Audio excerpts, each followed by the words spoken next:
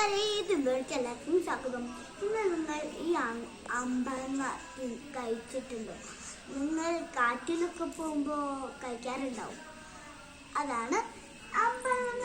നമ്മൾ ഉപ്പും കൂട്ടി കഴിക്കാൻ എന്ത് രസം.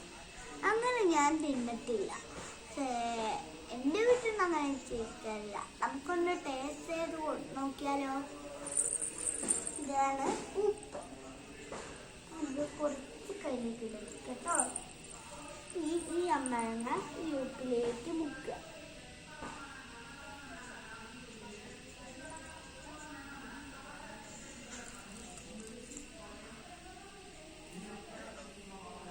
സൂപ്പർ. എല്ലാവരും ഇത് കഴിക്കാൻ നോക്കിയിട്ടുണ്ടോ?